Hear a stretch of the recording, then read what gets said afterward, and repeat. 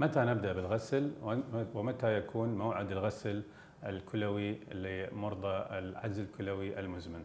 السلام عليكم ورحمة الله وبركاته. كثير من المرضى يسألونني بشكل مستمر: دكتور، متى نبدأ بالغسل؟ شو وقت أغسل الكلية مالتي دكتور؟ أغلب المرضى اللي يعانون من الفشل الكلوي بعدة مراحل، من المرحلة الأولى إلى المرحلة الخامسة، يكونون معرضين للغسل الكلوي بأي لحظة إذا تعرضوا إلى مشاكل صحية بصورة مباشرة. لكن إذا كنا نخطط للغسل الكلوي على المدى البعيد فكيف نبدأ؟ هنا يتضمن قسمين: القسم الأول القسم المختبري، النتائج المختبرية والفحص، والقسم الثاني تضمن الحالة السريرية والحالة الصحية اللي يشكي منها المريض. فبالنسبة للمختبر، إذا كان معدلات اليوريا والكرياتينين مرتفعة جدا فهذا أحد الأسباب اللي نحتاج بها المريض أن يبدي الغسل. ثانيا، إذا كان زيادة بالأملاح منها مادة البوتاسيوم التي تؤثر سلبا على زيادة دقات ضربات القلب ومشاكل صحية أخرى. أيضا إذا كان المريض يعاني من حموضة الدم ونقص في مادة البايكربونات بالدم، أيضا تسبب حالة خطرة على صحة المريض، مما يستوجب البدء بالغسل. طبعا الأعراض والعلامات اللي يشكي منها المريض التي تستدعينا حتى نبدأ بالغسل الكلوي، سواء كان بأي مرحلة من مراحل العجز الكلوي أو وصل المريض إلى المرحلة الخامسة، اللي احنا شلون نعتمد على فحص المرحلة، يعني نسبة عمل الكلى عن طريق مادة الكرياتينين بالدم، ونضع هذا الرقم النتيجة في معادلة، ممكن أيضا نجدها هذه المعادلة على مواقع الإنترنت، نحسب نسبة عمل الكلى.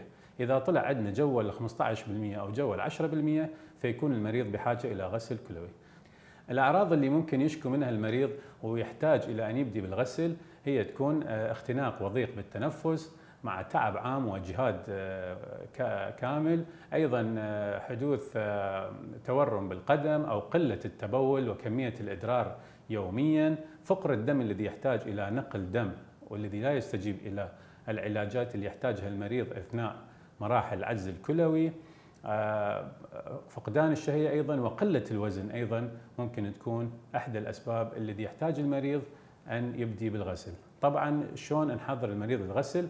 احنا عادة بالمراحل القبل النهائية للعجز الكلوي التام أو الفشل الكلوي المزمن نحضر المريض عن طريق الاتصال بجراحة الأوعية الدموية، وتحضير المريض عن طريق عملية ربط الشريان والوريد، يسموها عملية الربط AV فيستولا.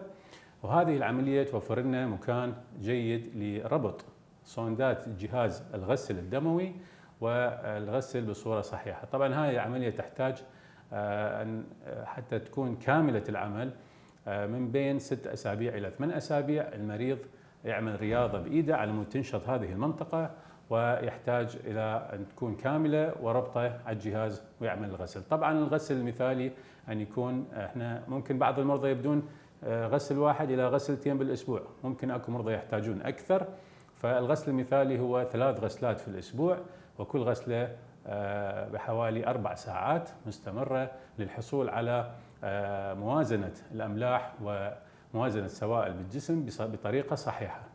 ولهكذا يحتاج المريض أن يكون على جدول غسل مستمر حتى يحصل على نتائج أفضل، وإن شاء الله الصحة والسلامة لجميع مرضانا، وشكرا.